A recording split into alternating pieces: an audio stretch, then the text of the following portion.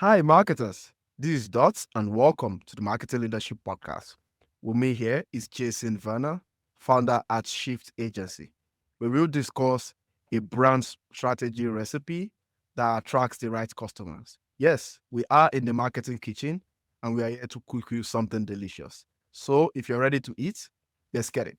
Jason, how are you doing? Welcome. I'm good. I'm good. Thanks for having me. Absolutely. It's an honor having you. We're discussing off the mic about how great a global expert you are in brand strategy, something that is often overlooked. But, we'll talk about that in a bit. Tell us about yourself, your background, your role, and how you rose to the zenith of brand strategy. Yeah. So I have been in the marketing realm for 20 plus years. Everything from, a low level marketer up to basically CMO of a company. From Mhm. there, basically decided, hey, I could do this for other companies instead of sticking at one. And that's when I made the jump, started shift on the side of the business that I was working at. Ended up going full time with it. I am a Mhm. huge branding nerd. Like even my friends, you get us together, we're gonna start talking business, we're gonna start talking brands, and they're like, Jason, shut up. It's too much. And I'm like, sorry, this is something that I love. It's part of who I am. That helping Ah, businesses find their identity, find their purpose, and really like I say this a lot to our prospective clients. The reason I do brand is it really is an identity thing for your business. And if you do brand, especially brand strategy well, it really can be the difference between your startup or your business or your enterprise level, whatever company whatever level you're at. It really mhm. can be the difference between you being successful and you failing. And so it's one of those things. It's about helping people who have these dreams of like, I want to start a business. I want my business to be Yeah. successful. I want to get it to a certain level.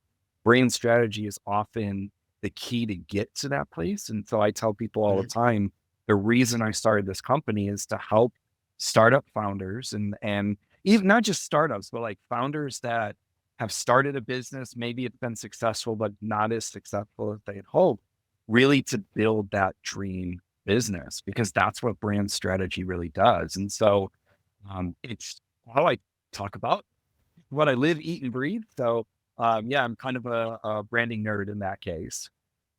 Oh, I like that. And so I don't know if you know this, but silently, brand strategists are, I don't want to call them endangered species, and I don't want to say they are persecuted. So it's something in the middle, right? Yeah. Yeah. And people say they are a marketing cost center. Why do we need brand strategists where we need people who can execute, and the CMO can always be the strategist and stuff like that? I am part of that clan. And what can you say to the world to defend us, please?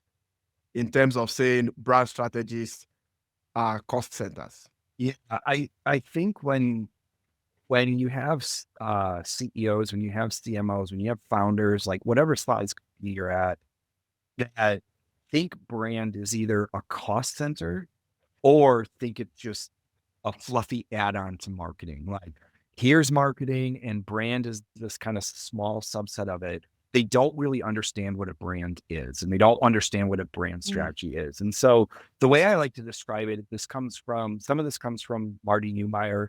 But like a brand strategy really is the customer facing side of your business strategy.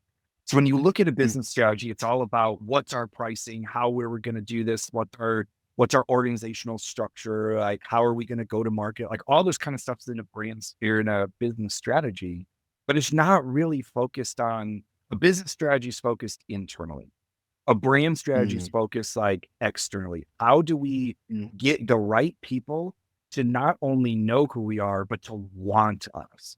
And that's the difference because most business strategies are based on how do we just get people to buy our stuff?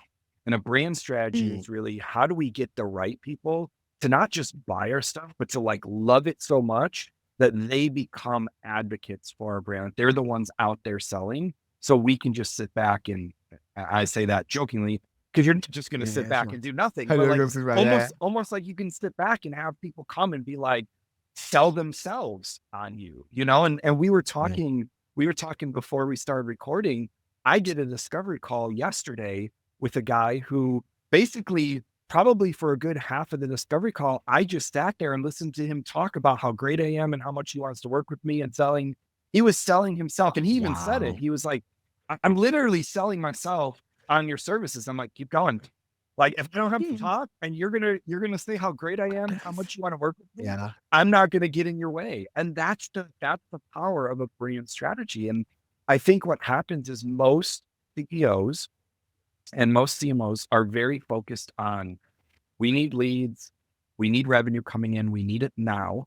And so they think tactics right away. I'm going to start a business. I need to be on LinkedIn. How do I do LinkedIn? Well, before you get on LinkedIn and you start listening to flupfluencers who are like, hey, just post selfies and you're going to get business. Yeah. I made you laugh. Give me fun. Yeah, no, that was fun. But like, all the time, like, hey, just post selfies and you'll get leads. And yeah, maybe if you're selling leads and crap, you might get leads. But like, if I'm selling like an enterprise business, your crappy selfies aren't going to get me the lead that I need to buy it. Yeah. Even for me, like, I'm not a big enterprise company, but I have found when I post selfies, I might get more likes, but I get no leads because it's content that really just doesn't drive my brand. And so it's really understanding, having that strategy in place, a brand strategy in place. What it does is it provides guidance for everything in your company. And that's what I think gets missed, because I'll be honest, there are some crappy brand strategists out there, people who call themselves brand strategists, who are really more content people, like social media managers, than they are brand strategists. And because it really, He was giving us the bad rap. because a really good brand strategy, what it's going to do is give you direction on who are you targeting, how are you different, like what is that differentiation, that uniqueness, that onlyness, whatever label you want, your USP, whatever label you want to use, what's that thing that needs to permeate your whole business. It's going to give you direction on the personality and the style and yes, the design. And I think what happens is most people hear brand and they think design. And so they're like, why do I need a strategist to tell me to make everything blue? If that's what your strategist is doing, can their ass, sorry if I can't say that, can them. No, so you can actually. Oh, awesome. Can them and get a real strategist, because it really should even drive your marketing, your sales, your operations, the product you put out, how you price, your customer service and support, your retention, your HR, like even who you're hiring. I even go as far as to say this, like, your brand strategy should even dictate your janitorial staff and how often they empty the garbage cans, if you have like a physical location, because that stuff, like, what most people don't understand is that brand is a gut feeling. It's how people feel. It's not something you build.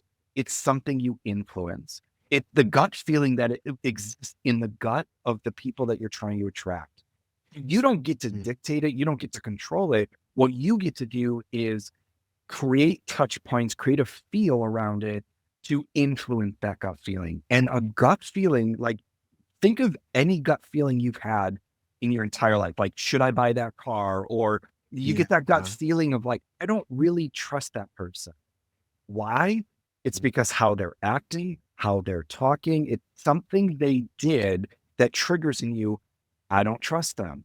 And so when we talk brand strategy, what we're really talking is, how do we, one, what is the gut feeling we want people to have about us? Is it, you're trustworthy? Is it, hey, this guy is super fun? Is it, this is the company that's going to take me to the next level. They're professional, they're laid back. What is that gut feeling that your ICP, your ideal customers, need to feel about you to say, here's my money? So what is that gut feeling? And then how do you influence that gut feeling in every department, every touch point, every interaction that people have with you? So to say, I get this a lot on and I'm sorry if I'm spending way too No, much it's time okay. on It's the okay. It's okay. promotion. Don't worry. I I have like 5 notes from this, so which Yeah. is nice. Go on. Because I get this a lot from marketers where they try to say, like, if you look at my LinkedIn content, one of the things that I will say all the time is brand is not a function of marketing. In fact, marketing is a function of brand. And marketing Mhm. people hate that. Like, one of my most viral posts was on that, like, Yeah. brand is not a Oh. function of marketing. And marketers came out of the woodwork and, like, because I basically what I was saying is your company needs a chief branding officer. And it's a made up position. Like, you don't need that. And I like, this is me. I'm Sassy Jason. I went to the Yeah. LinkedIn search and typed in chief brand officer, and there was like 10,000 results. And I took that link, pasted it in the comment, and I was like, made up. There's 10,000 people just on That's LinkedIn okay. Yeah. alone that have that title. So Yeah. maybe it's not made up. Maybe you just don't know what you're Yeah. talking about. So Yeah. what happens is when you see brands as just a function of marketing, it gets confined to marketing, and brand becomes nothing more than here's some colors, here's some fancy messaging, put it on your website, and woo, you have a brand. A brand is a gut feeling that they feel like if someone calls into your company and talks to your receptionist, that impacts your That's brand. yeah. If they get a cold email from your SDR, that impacts their perception. Like, I will Yeah. tell you this, Yeah. I have had SDRs and BDRs reach out to me from like everything from SaaS companies to insurance to like they all, once you put founder in your title, everyone comes after you. And there are some great companies that I'm like, I'm sure you would be a great solution.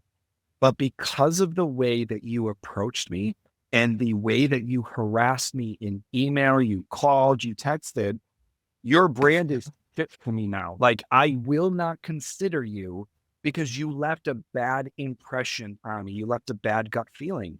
And so to say brand is just a marketing thing means your salespeople are out there building a bad gut feeling. And now you're supposed to say, this is our brand. I use this example. Um, so, and I'll share it, but I won't say the company name Yeah. because Anonymize the name. Yeah. Yeah. yeah, That's yeah, good. yeah. That's okay. So Yeah. so, so my mom's house, she had Mhm. some wind damage to it, some siding ripped off, all this kind of stuff, and we went to their insurance company, and they basically said, "Hey, you've had too many claims." Like, the house Mhm. has been insured with this company for 60 some years. 0 Oh. claims in 60 years. The last 5 years, Yeah. there have been 2 claims, and then Mhm. this third one for the siding, and they were like, "If you submit this, we drop you." And they're Oh, what wow. they want people to think, and if I say this, you're gonna know, but their tagline within all their commercials is like, how do I make this generic so people don't know who it is? Like, we're gonna be by Yeah. your side type thing. Like, we're here for you. We're a partner with you type thing, which is like almost every insurance company does that. Yeah, and I was gonna say that. Yeah. Yeah, yeah. So that's kind of their tagline. But here's the point is that their marketing says one thing, we're gonna be here Mhm. for you. Their policy, their offering, their deliverable, whatever you want to talk about, their Yeah. policy says 3 strikes and you're out and we're done with you. So Wow. now you have this marketing's trying to build this brand, but your policy, your deliverable, your offering, your product, whatever it is, creates a different gut feeling. Which one do you think is going to have the biggest impact? Of course. I Yeah. can say their jingle in my sleep. I know it. I know their tagline. It, they say it Yeah. all the time. But what I think of this company now is 3 strikes, you're out. We're gonna take an elderly old woman and say, sorry, you're gonna have to go and try to find all new insurance. It doesn't matter that you've been with us for 60 years. F you, we're Yeah. done with you. Yeah. Well, Yeah. that's your real brand, not what you try to position yourself as. Your real brand is we don't give a flying F about you after 3 claims. Interesting. That's Interesting. that's So that's the goal of a brand strategy. for agency owners, freelance marketers, and so on, Mhm. I I would even I think one thing I like about you, let me just put that out of the way, is that you do marketing against the grain. but because I've spent, leading up to this episode, I've spent at least almost 2 hours just on your profile. I'm like, wow, this shit is good. I Vana. see that it's correct. Like it's good. It's real. The things you share are real. They may be against the grain, but they are real. For example, the way you do carousels is real. Things like that, right? So I would even say this: marketers, especially on the agency side, should be choosy about the kinds of brand that they work with. Yes. If it's not a brand that walks the talk, then you should just pass. In it walks the talk in whatever that checkbox means to you. And I know I'm saying this in a cold recession where any money is good revenue, but I think that's also very important because selling those brands will be very easy.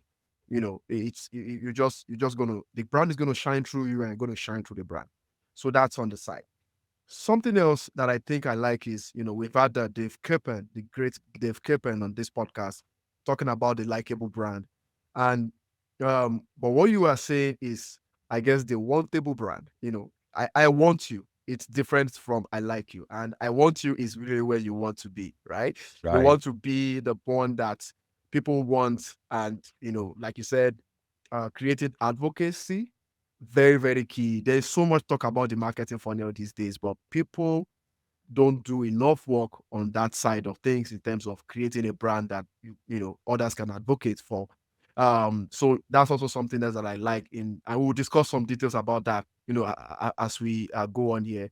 My last comment is an idea. So are you planning to write a book any moment? Because I have some ideas on doing that. First, you have your ideas, which is awesome. Put them down, but make the pages in an exercise book format, like like how you do your social posts, and the fonts handwritten, and we will all buy because I think all the things that you shared are, again, back to what I said about marketing against the grain Yeah. and how people should see brand strategy going forward. And trust me, everything is going to fall into place because all the so-called performance marketing guys we see these days are already talking about the importance of ICPs, and we have the emergence of Spactoro, and why brand awareness, the forgotten stone, is now the head of the corner, right? Before it was about leads and all these conversions, but now it's all about brand demand gen, the Well, Chris Walkers of this world preaching that. Go ahead. even if you look at, so I think it was 2 years ago, Airbnb came out and basically it was this year that they kind of came out and said it. This is something that they've been working on for a few years. They basically said, we've stripped back our budget from performance marketing and put it all in brand. And we saw like their revenue almost doubled and their profitability increased. Like it wasn't just more revenue, it was profit increased as well. Yeah. And what I think most people don't understand is that performance marketing has its place. Like I'm not someone who's going to sit here and be like, you shouldn't do performance marketing. It has its place in a great overall Mhm. strategy. The problem is Mhm. so many, especially in the B2B space, spend so much time and money on performance marketing, but performance marketing has a diminishing returns because over Mhm. time, like the ads you get oversaturated and people stop Yes. looking and they stop seeing it. But what really drives, like I like to use this example. So Apple, like you look at the Mhm. iPhone, it is not the most technologically advanced phone on the market. Now, I Yep. call It's not. myself, I'm a self-proclaimed iWhore. Everything I have is Apple. I love Apple. But it's not really, if you look at what product is the best on the market, the iPhone is not technically the best. When you look at Yeah. all the factors, it's not the best. Yeah. But OnePlus, Nothing Phone, all yeah, those brands. Yeah. but people will line up around the block for days to get a new iPhone. It's not Yeah. because of the product, it's because of the brand. So like they release like um I like to make fun of Apple as well just because I love them so much. But like it's like, hey, look, I think the iPhone 15 now is like, oh, their big thing is it's titanium. Whipty freaking Jew. You just change the casing on the phone. Maybe change like I forget who said this, and I wish I remembered, but like I was reading some articles about like if you really look at it, there hasn't been a big like technological push or technological leap forward in cell technology in years. Like, Mm. yes, Yeah. it's a better camera, it's a better size, like the resolution's Gaming. better, but it hasn't Yeah. gone from like here's a flip phone to here's a computer in your pocket, like with the first Yeah. smartphones. And so Yeah. um so it's not really revolutionary, but people, because Yeah. Apple's like, here's a new one, people will line up around the block for it. That's not a product thing. That is a brand thing. In fact, I forget the numbers because I think it was last year that I looked at this. Apple's brand valuation is so high that like it's worth billions, meaning their Mhm. brand itself, not their products, not their sales, nothing dealing with the company. The brand itself, that gut feeling is worth billions. They could I, shop, I I would almost say it's half the valuation, even honestly. yeah. And like if you think about that, when I hear people say like, you know, is brand strategy, is all this stuff like, is it a cost center? Like, does this stuff matter? Should you care? I'm like, this is how you make money. Get people to love what you do so well that they sell Mm. themselves on you. That you just basically have to sit back, do your thing. Now, I'm not saying that it's easy, but you Mm. just Sure. you follow your strategy. People start falling in love with you as a company. They fall in love with the brand. They fall in love with that gut feeling that you create in them that they don't even consider the options. I will Yeah, the never, options I which may, don't yeah. care. I don't care how great a Google phone is. They could come out with something that like washes my dishes for me. I'm not leaving Apple, Yeah. you know, Yeah. and Yeah. and that's the level you want to get your ideal customers at, where it's like, hey, everyone else is doing this, and now, oh my gosh, this is the company I want to work with, even if, and this is the key here, you don't have to be the best and you don't have to be better. Apple's is not a better phone. It's a better Yeah. brand. And they outsell every other phone in the market with an inferior product, but a superior brand. So tell Brand. me that Yeah. brand is a cost center when brand is actually one of the biggest revenue generators for your business. Lucid Press, I'll say this and then I'll shut up because I talk way too much. Ha ha. Don't worry. Go. Yeah. Let's hear So that. Lucid Press did a state of brand consistency report. I think this was last year or 2 years ago. Okay. And what they found is that if you change nothing else in your company, you're not offering anything more, you're not going after a new market, you're not changing your ICP, you didn't hire anyone new, you don't have a new sales team, nothing else changes. If Mm. you just have a consistent brand presentation across every touch point, your website, your social media, your sales team, like if it's the same tone and voice, the same look, the same feel, that Mm. alone will increase revenue by like 23%. 23. Like up to, like obviously some Yeah. industries Yeah. can be different, but I got you. I got you. Yeah. up to a 23% increase in revenue just by having everyone in your company aligned around our tone and voice, our message. This is our differentiation. This is how we talk about ourselves. This is how we present ourselves. This is the feel we want people to have when they're done with us. 23% increase in revenue if you changed nothing else. Nothing. Now imagine Yeah. that increase on top of we're entering a new market, we're offering a new product. You can increase revenue with brand far more than anything else you do, and people still call it a cost center. Boggles my mind. Like really what it Yeah. says is you don't understand what brand really is. I like I was I know I said a comment before in terms of like marketing experts were picking the brands that they want. And I just to dive deep on that is that whenever you see a sign that the CEO is speaking more about brand than revenue, then you are in the right place. I can say I have a couple of them right now, and every day I keep worshiping them. Like, man, you make my job so easy. In fact, I have one CEO that is saying, that is going as far as saying, um, uh, I'm happy. This is a very boring product, GPS tracking. He's saying, I'm happy to even help you write copy if you need, because I love brand stuff, and I've had a lot of scars, and I can help you, if you need anything in terms of whether the brand things or the brand purpose or the brand story and things like that. I think more business leaders, if there's any of them listening, most of the people listening now, marketing, you should be thinking about that.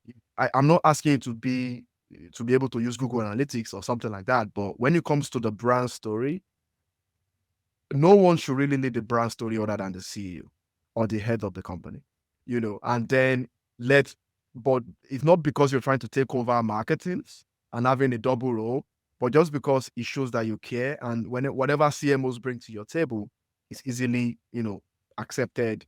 And even though you know that it's not going to give you revenue in 2 weeks or whatever those attributions look like, so that's, something that is also very, very important. But something else I'd like to explore with you, really, which you've mentioned a bit on, is so there are different, areas to brand strategy, right? Whether it's internalizing the brand, conducting research on your audiences and competitors, developing your ideal customer profile, and there are jobs to be done. I said with Harvard, I'm in love in that term a lot. Your differentiation, which we'll talk about in a moment, the brand personality, tone of voice, point of view, your purpose, and the messaging strategy, all the things around design that has been informed by your previous strategy, and then activating through campaigns. But through all this, I would like to look at the brand personality and the internal brand. Let me give you an example. So I, I will ask you this and I'll let you answer. I don't know when I sent my outreach, what made you say yes to it, because I know you get thousands of outreaches a month. But what I've decided to do when sending outreaches is that, for podcast episode, by the way, if you're listening, is that I want to be as authentic as possible. And I also need to be able to show that I can connect the dots. So by connecting the dots in terms of, I'm taking an existing marketing topic or idea and, bringing materials in different ways in terms of what people are not saying about those things without sounding too cynical, right? It's being cynical has been overused these days, but also being authentic. In fact, I've gone ahead as to make a QBR, an open KBR about my podcast, and showing that in my outreach.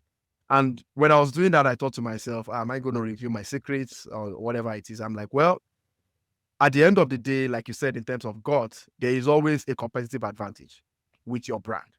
And I have a few things, in whether it's in my podcast or in the content I share as an aspiring marketing strategy thought leader, that is different from what everybody else is saying and is not easily replicated, right? So I don't think but I think by sharing the KBR shows a lot of transparency. And in that KBR, you see even the weaknesses in the podcast and what I have said I'm going to do to improve it.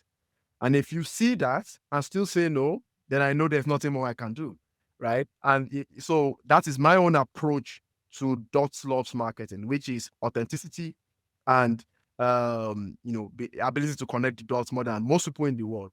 So, but for different brands out there are different things that are unique to them in terms of brand personality and their internal brand.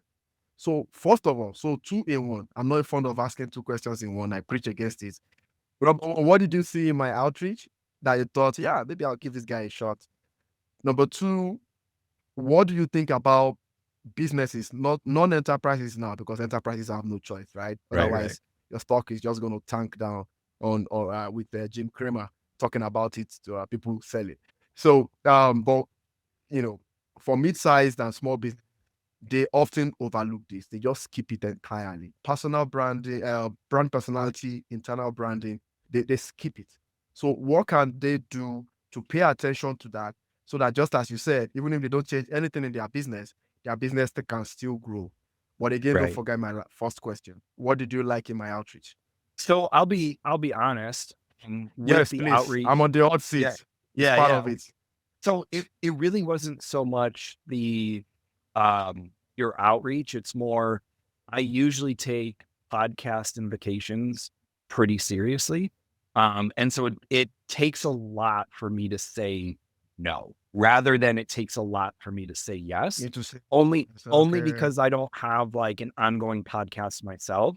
And I kind of I took about 3 months off from appearing on podcasts due to some personal stuff that was going on. And so you Mm. reached out. Now, again, I do filter like, okay, is this a decent podcast? Are they like, if I talk about brand, are they going to be somewhat aligned with what I'm saying? Like, so I did some Yeah. research to make sure that you're not like, hey, I'm a student at a university and I don't know anything that I'm talking about, but I want it to be odd, And so I was like, yeah, no. But for you, it was like, okay, this guy knows marketing. He has an understanding of brand. Like, um, this would at least be, I can get out there. I can talk. I love doing podcasts. I love these kind of conversations. Yeah. So in all Yeah. honesty, like this probably was a bad question to get an example out of me because it was like, No, no, no. It's okay.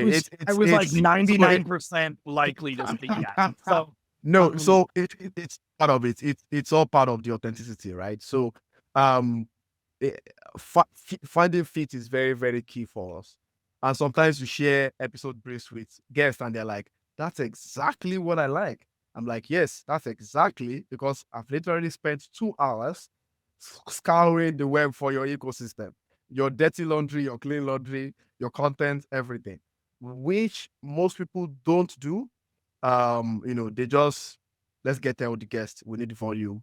Let's do this. You need that. So, having a fit is extremely important for us, and that it's easier from there. And we'll discuss a few things about customer fit. But before then, your comments about brand personality and internal brand. so I'm going to give you an example of a client we Mhm. worked with to really explain why this is important. So we were working with a trailer company. They basically sell industrial trailers for like construction and all that kind of stuff. When we did an audit on their brands, part of the audit that we do is we look at their competitors, the hero section of their website. What is the main Yeah. messaging that they're putting out? Now, when it Mhm. comes to brands, one of the ways to like really stand out and become like an Apple, like a brand that people love, is you have to be different. There has to be something different Mhm. about you. Otherwise, you're competing on price. Like you become a commodity, and it's like, okay, I could go with this trailer, I could go with this trailer, I could go Yeah. with this trailer. Yeah. They're all basically the same. So I'm just going to look at, what's the price? Is it the right size? Can they get it to me the right time? Like all those things are kind of important, but they make you a commodity. So we pulled up the hero section of three of their competitors and down. No joke. Of the four companies, our client and three competitors, of the four, three of them used the exact same verbiage: strong, dependable, and durable. Like different orders, maybe different ways. But I'm like, I pulled it up and I was Wow. like, okay, why should I go with your trailer when two other trailer companies are saying the exact same thing? There's not a reason for me to Wow. choose you because everyone else is saying the same thing. And what happens, I see this a lot in the B2B space, especially in SaaS or any kind of tech company.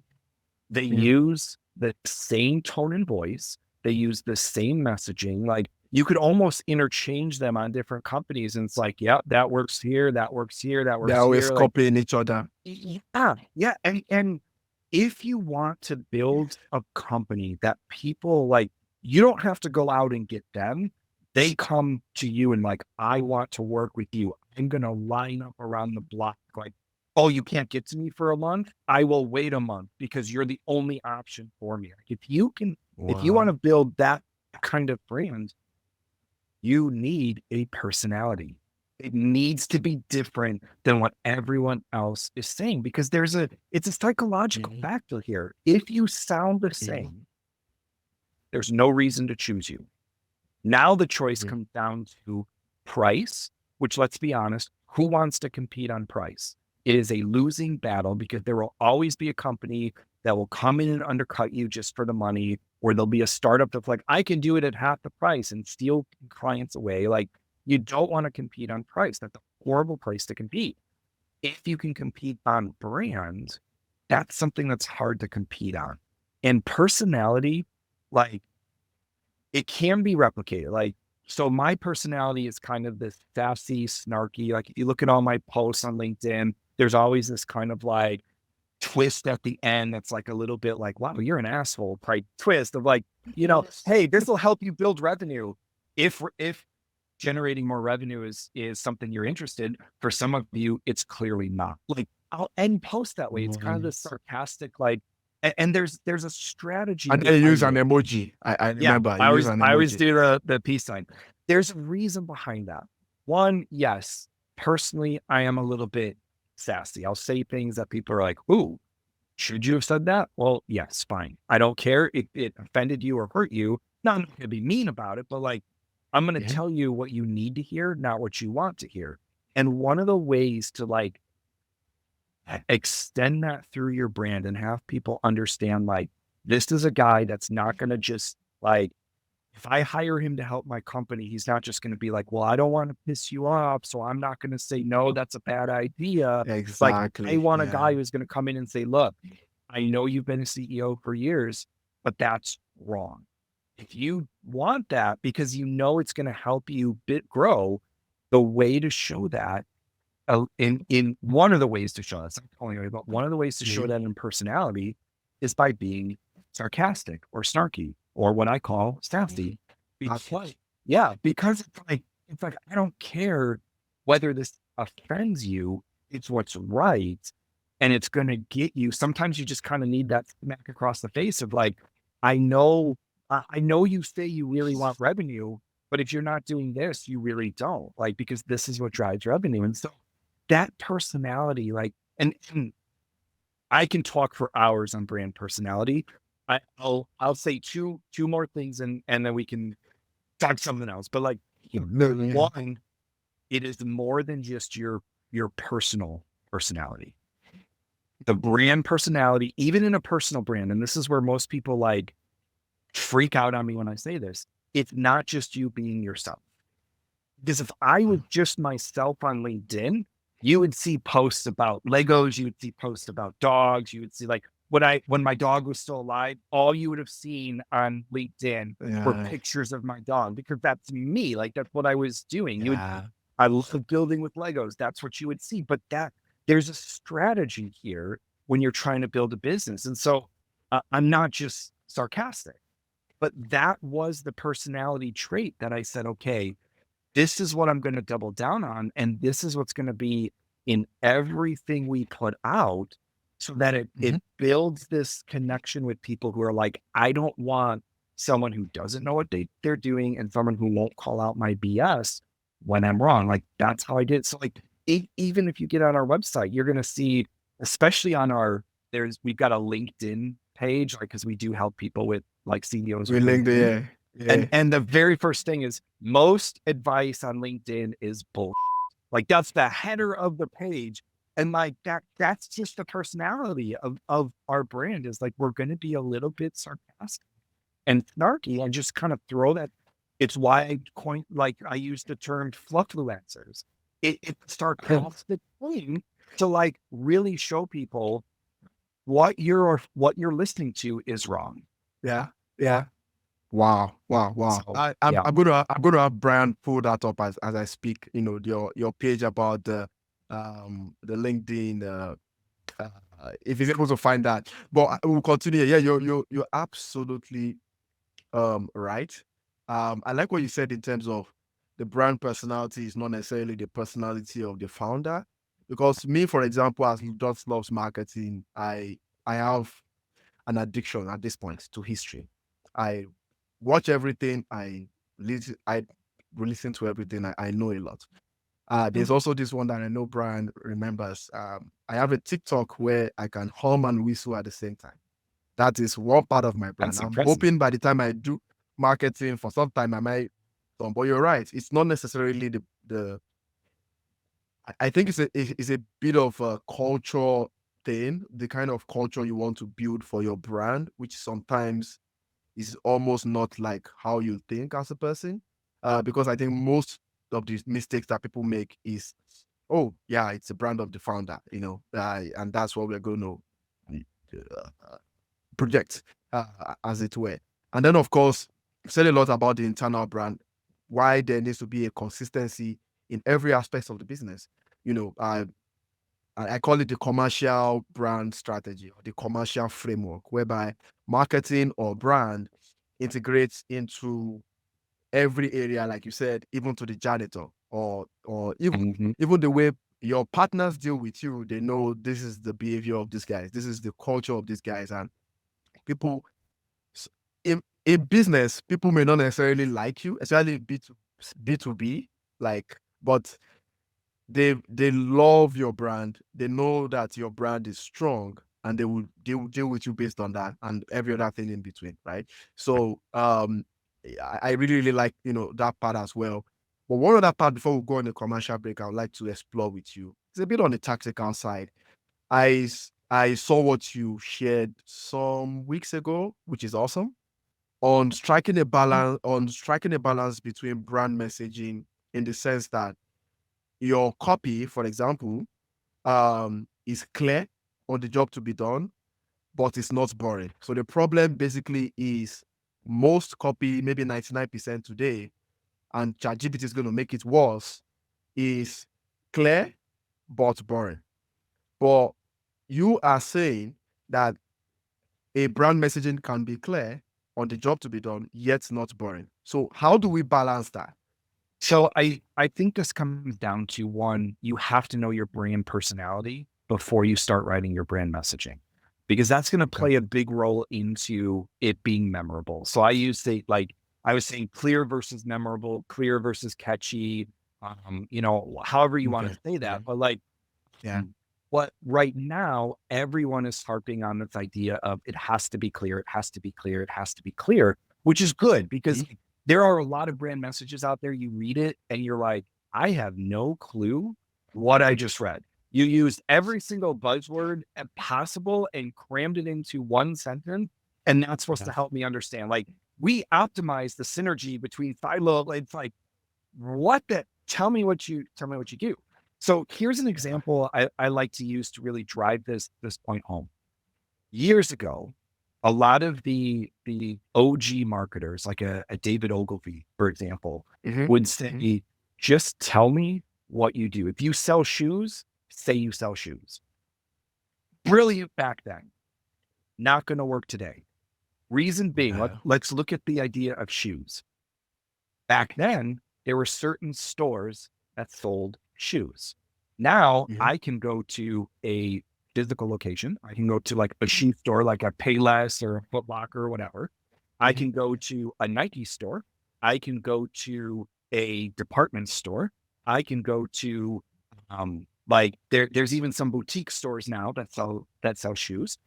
I can get them on Amazon. I can get them direct from the manufacturer. I can get them like Zappos sells shoes. Like, there's so many places to buy shoes that it's like, okay, if I type buy shoes on Google, I get like 100,000 results. So saying that you sell shoes is not enough anymore. You have to communicate, like, why your shoes. Why should I buy from you? Even if you're selling Nikes, why should I buy from your store as opposed to getting on the Nike website or going to the other department store right down the street that sells? So like, there has to be something that connects with people more than just, this is what we do. Connect with me. And that's where that memorable or that not boring part comes in, because I see this a lot. I'll use this example as well. I see this a lot on LinkedIn. There are a shit ton of LinkedIn ghostwriters out there. And they all kind of say the same thing. We save you time building a personal brand on LinkedIn. Yeah. Okay. 100 of you said the exact same thing. Why you?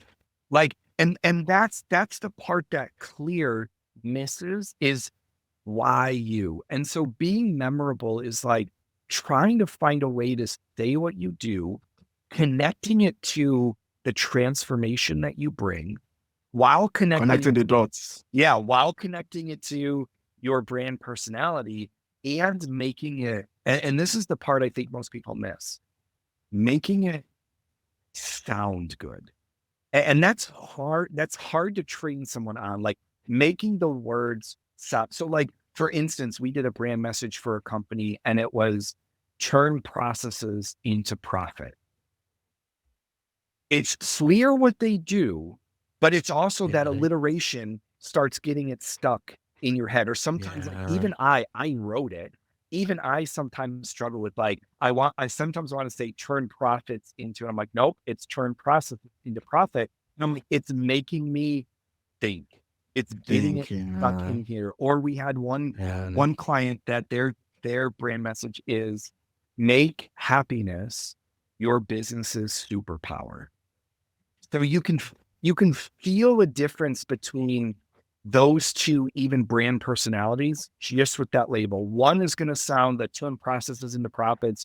It's a little bit more professional. It's a little bit more like you get an idea of who they are.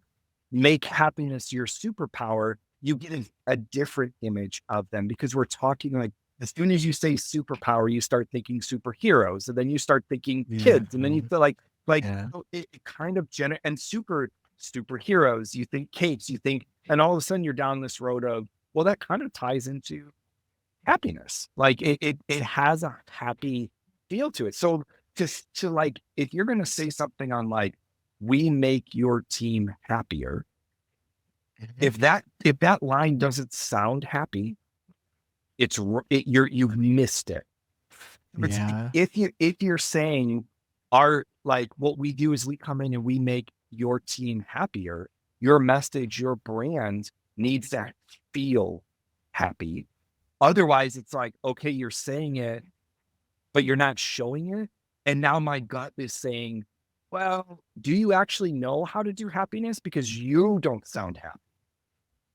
And that's where people miss it when it comes to copywriting and brand messaging and brand overall. Is like, you say one thing, but the gut feeling is like you, and you kind of said this at some point in our conversation, I forget when, but you're like, you're walking the talk. You actually are doing what you're saying.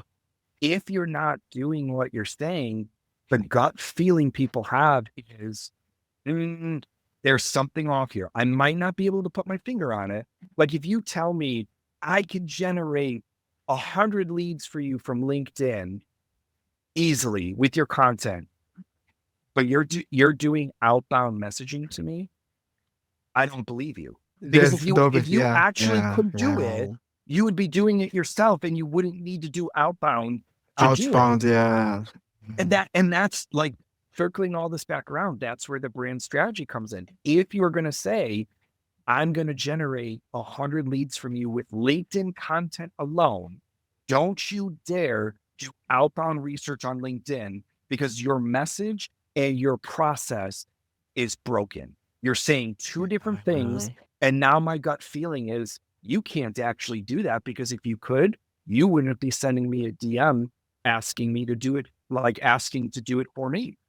Because if you could attract leads, you would be attracting leads. And that's what people miss with their messaging is memorable, yes, but it also has to be a part of this whole brand strategy. So it's the whole, and this is why I say brand is the whole business.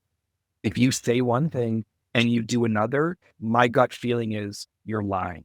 And if I feel like you're lying, or if I feel like I can't trust you, I'm not going to work with you. And what you're saying for those listening here is, to be fair, a lot of brands they put a lot of work in this on their tagline, right? Right. For example, my tagline, connect the dots.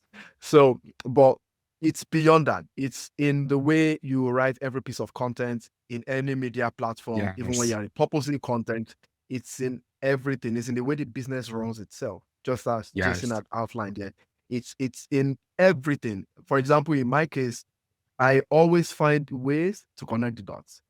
At work, my boss is like, man, okay, how did you put those together? Remember, connect the dots. At work, in Slack, you're supposed to have a nickname. And then I changed it, connect the dots.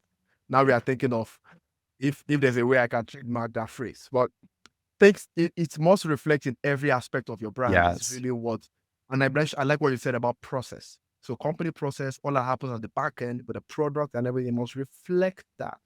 Yes. Apple think different, even though they don't seem to be thinking too different with their phones right now. But through their brand and through, I guess, inventing spatial computing, they are thinking different. Spatial computing, just for you listening, is the headset that they are going to release sometime soon. But it's really about how that reflects in every aspect of your business. Always ask that question: does this tie to my brand purpose, which is already defined? And even in your personal lives as well, even though this is not the episode for that, you must stand for something, and that must reflect in Yes. everywhere as well. Guys, I sure you are enjoying this. It's been an awesome time. Well, guess what? We are nearly done. We are not done yet. I would like you guys to please review the podcast. It helps us a ton. And what we promise to do, at least for the first couple of episodes more, is to read some of them. So there is one here on Apple titled A Great Resource for Marketers. It says, I look forward to every new episode of this amazing podcast. As a marketer myself, I enjoy the open conversations. Dot is a great host. I hope so. This is a podcast you don't want to miss. So if you want your review read like this, please, any review at all, just don't put 1 star, please. On the podcast, whether you're on Apple or Spotify, we really, really help a lot. We will be taking Jason through the dots rapid fire, but before then, I would like us to take a very quick commercial break from our sponsor. We go through the dots rapid fire, and I will send us off with one more question. Stay tuned, and we'll be right back.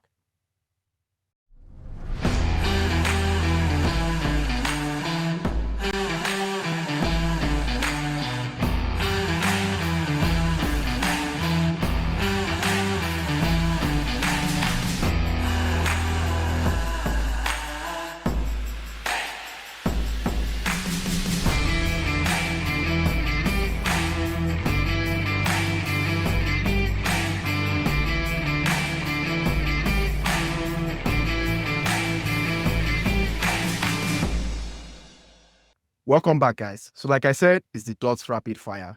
As you can see, Jason has been firing on. It's been an amazing time hearing all these insights about, brand strategy. Don't forget that we are in the kitchen, cooking the recipe that attracts the right customers. And now the kitchen is getting very hot, which is why we are in the dots rapid fire. It's 3 questions, Jason. You're going to say the truth and nothing but the truth. Are you ready? I'm ready. Okay, good. Number 1, what is your best marketing KPI? And I don't want to hear sales or revenue. Yeah. For us, it's lead gen through content. So how many leads, how many people do we get coming to us through like my LinkedIn content, the team members content, blog post, email, all that kind of stuff.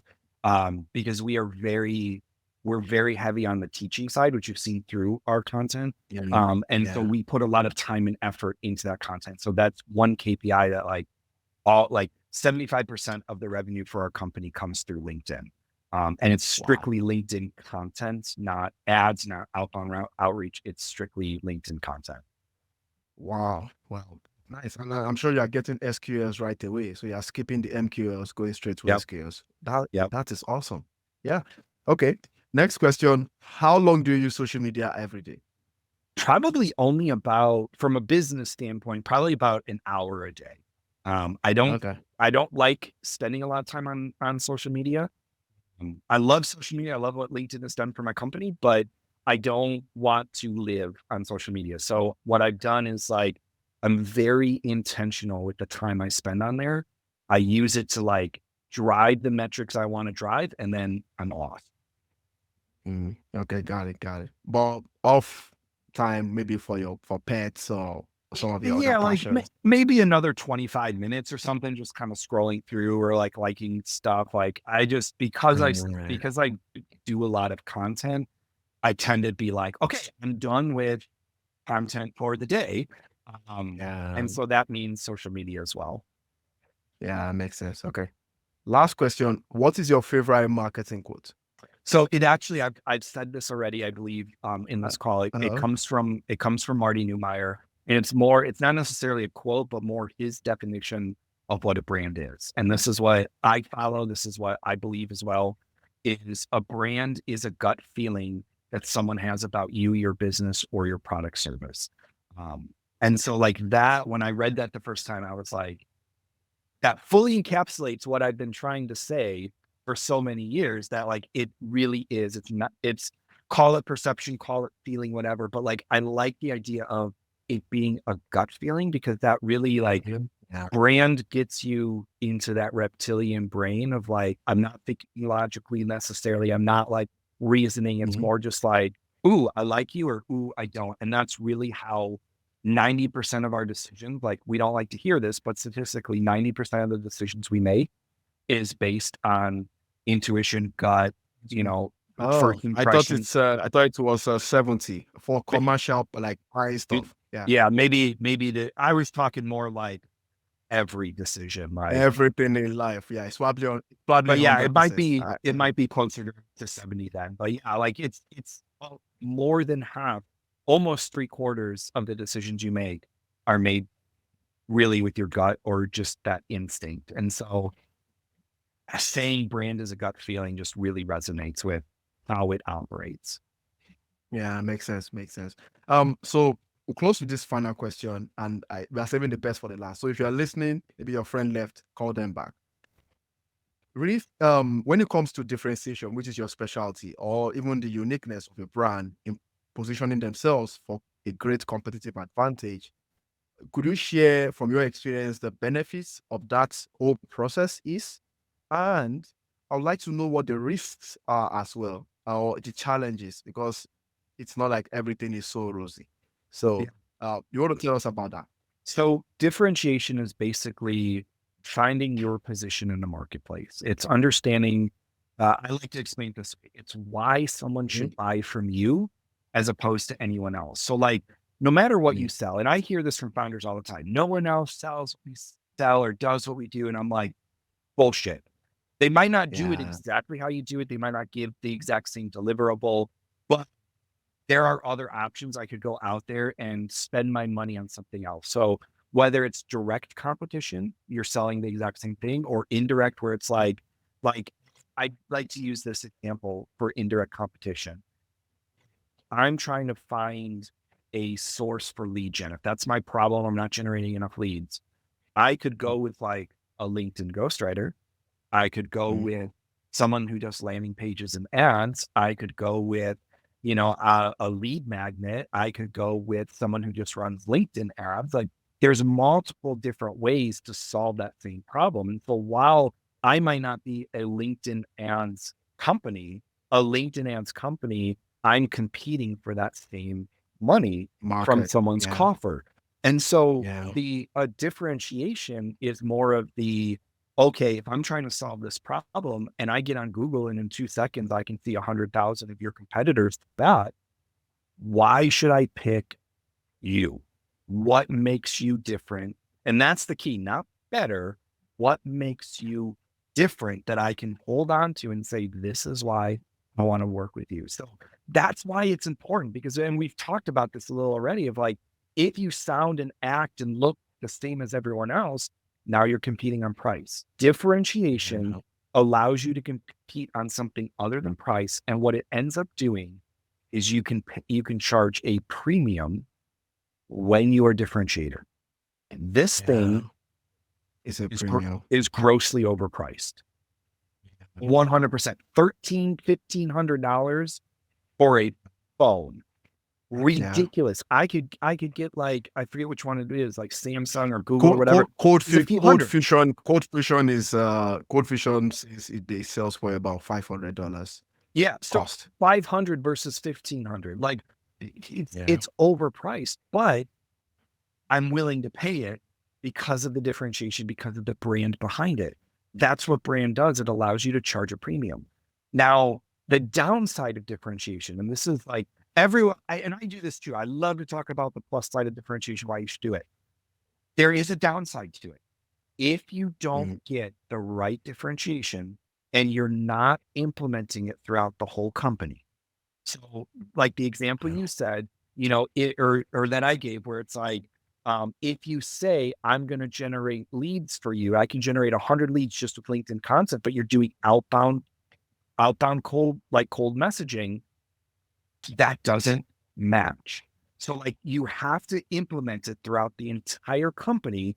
Otherwise, you're not really sure if it works. But there have been companies that have tried to differentiate just to be differentiated. They try to be different just to be different. And that is a mistake. You have Mm. to be different in a way that your ideal customers actually care about.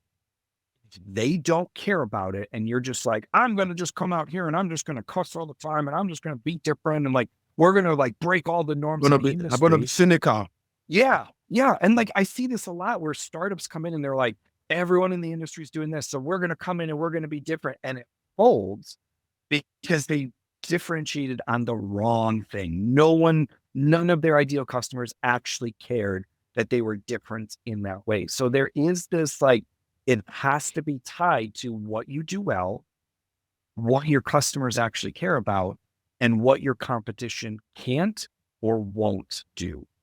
The intersection, do a Venn diagram, the intersection between those Yeah. three is what makes you different. And it could be like, I did a consultation with it was funny because it was actually a LinkedIn consultation where I was helping someone with their LinkedIn content. Yeah. And we started talking differentiation. And he's like, well, I think it's this. I'm like, every other person like you says that. Like, let's dig into and I asked him, what do you deliver 99.9% of the time? And he's like, well, with every client, we generate 2 candidates within 10 business days. Mm. I was like, double down on that. Make that Mhm. your differentiation. If no one else is promising that, now I was like, make sure you can do it. Don't say it and then not deliver. That's going to ruin your brand. But like, if you can actually Yeah. deliver that, that matters. Your ideal customers are going to care about getting 2 qualified candidates within 10 days of engaging with you. Put that Mhm. in your contract, put that on your website, put that in all 2 candidates in 10 business days, put that fucker everywhere. Matters, and your competition isn't doing it. Now you found a Yeah. differentiation. You're not just like, I'm going to use different colors and I'm going to do this because it's different than what the industry use. That's not a Yeah. differentiation. Find something that you do that none of the rest of the competition does, that your ideal customers actually care about. That's your differentiation.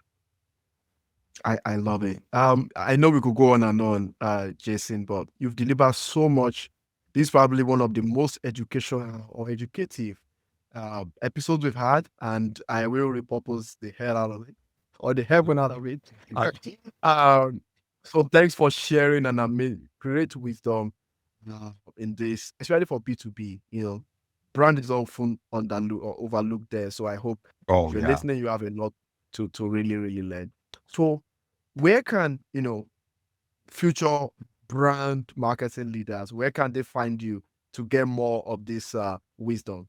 By the way, the Yeah. Venn diagram Jason was talking about, I saw that on his LinkedIn as well, so I'm sure he's going to mention that. Yeah. So best place is LinkedIn. I post Monday through Friday and going to be content very similar to what you saw on the podcast here. We do Mm. have an email newsletter that goes out every Monday. That's like my LinkedIn content on steroids. So you can go to our website, Shift, which is Yeah. SHFTLI.agency. There you go. And under resources is our Shift Insider. That's our email newsletter. You can go to sign up. You're going to get more value there than you do on LinkedIn. And then obviously just on our website, we've got a guides page with freebie guides to help you do this. Like, how do I find my ideal customers? There's a guide on there. How do I do competitive research? There's a guide on there. All of the carousels that I share on LinkedIn are also put Yeah. onto the website as well. So it kind of becomes a hub. If you have any questions about brand or content, it is on the website. Check it out. Those are the best places to get a hold of me. Yeah, absolutely. Thanks for sharing that. So, guys, that's all we have for you. If you want to see more episodes, go to my website, dotslovesmarketing.com. Of course, not before you go to shift.agency. If website is not your thing for this podcast, you can Just search Marketing Leadership on Apple, Spotify, and YouTube, and subscribe for more episodes. I'd like to thank Content Analyzer and Descript for their support all the time. Check out listennetwork.co if you want to boost your podcast with predictable ads targeted to your audience. Till next time, connect the dots.